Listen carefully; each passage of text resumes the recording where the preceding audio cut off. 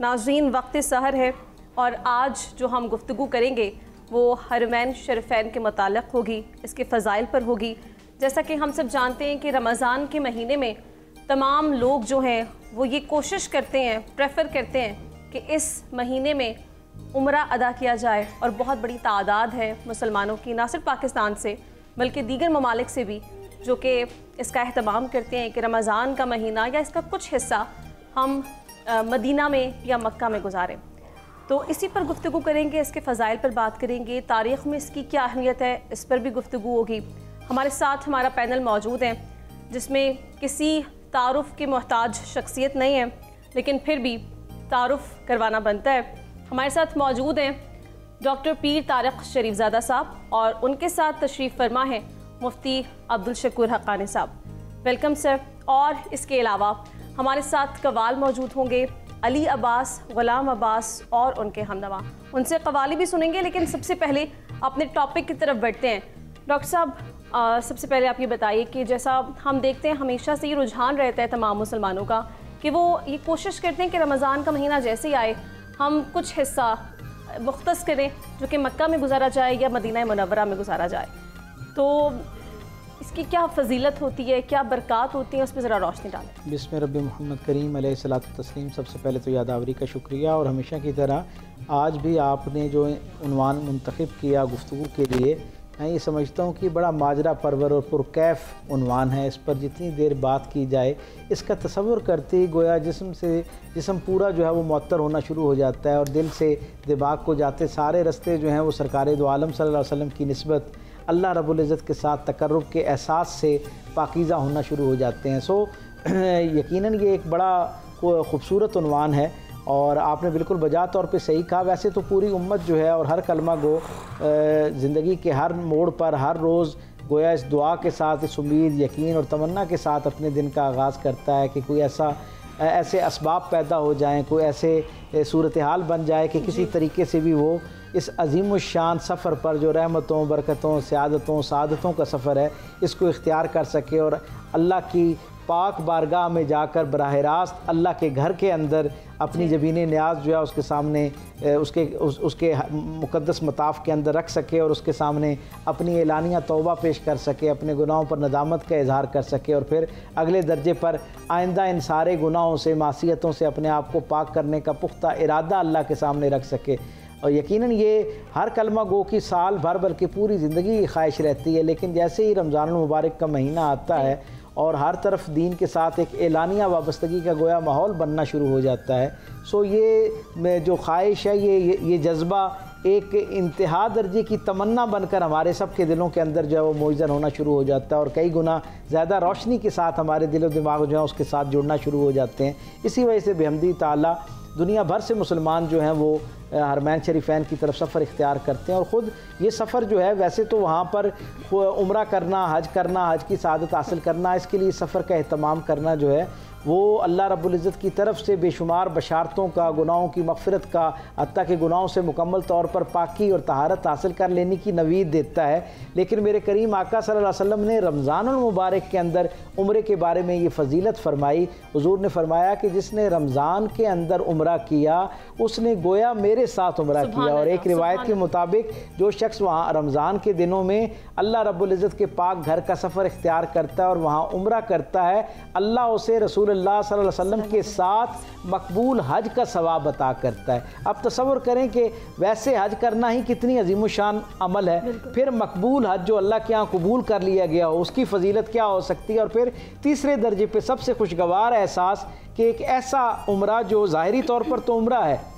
لیکن اس کی برکت، اس سے حاصل ہونے والی نعمت جو ہے وہ اس اعلیٰ عرفہ درجے کی ہے کہ گویا اللہ رب العزت کے محبوب صلی اللہ علیہ وسلم کے ساتھ قبول کیا جانے والا، ان کی معیت میں براہ راست کیا جانے والا حج جو ہے اس جتنا ثواب مل رہا ہے۔ تو اس سے آپ اندازہ لگا سکتے ہیں کہ اس شہر کا سفر جو ہے وہ کتنا عظیم الشان ہے۔ حجاز مقدس کے سفر کا احساس ہی اتنا خوشگوار ہے، اس کے درجات، اس کی فضیلت اسی طرح جو ہے نا وہ بالکل منفرد اور نمایاں ہے۔ آپ اس سے اندازہ لگائیے کہ رسول اللہ صلی اللہ علیہ وسلم نے فرمایا کہ میری امت، آپ کے فرمان کا مفہوم ہے کہ میری امت کے لیے 3 درجے کے جو 3 سمتوں میں جو سفر ہے، 3 نیتوں کے ساتھ سفر ہے،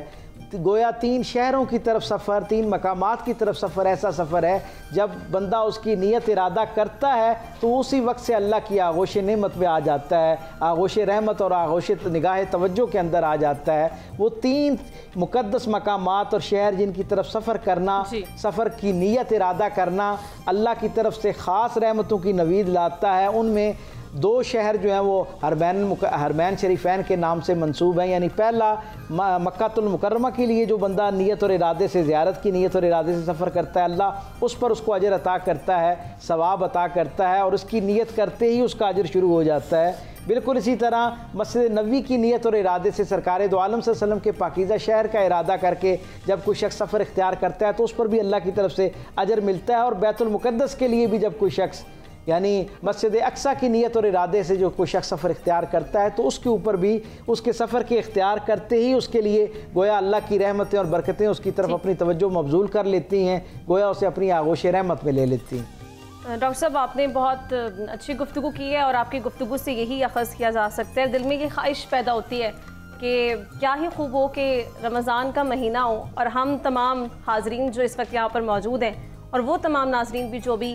گھروں میں بیٹھے سحری کر رہے ہیں اور ہمیں دیکھ رہے ہیں، ہم سب ہی مکہ مکرمہ میں موجود ہوں یا مدینہ منورہ میں موجود ہوں اور عمرے کی ادائیگی کر رہے ہوں، یہ شرف ہمیں حاصل ہو رہا ہو۔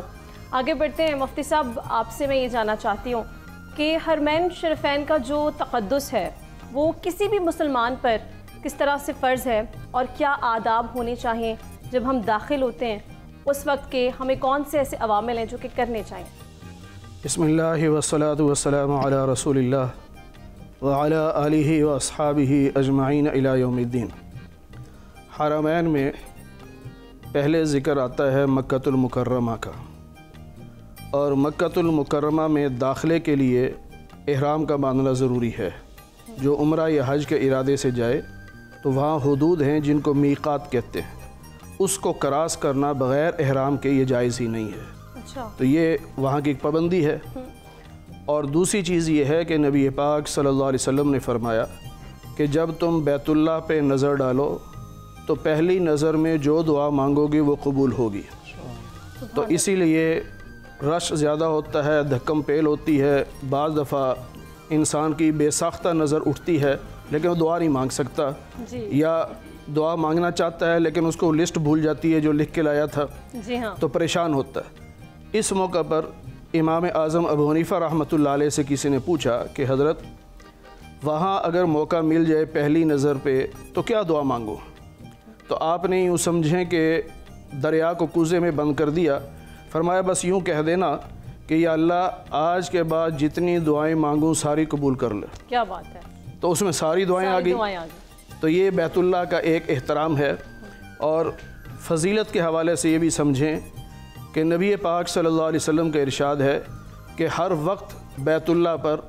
یعنی وہ جو کعبہ بنا ہوا ہے اس پر 120 رحمتیں اترتی رہتی ہیں،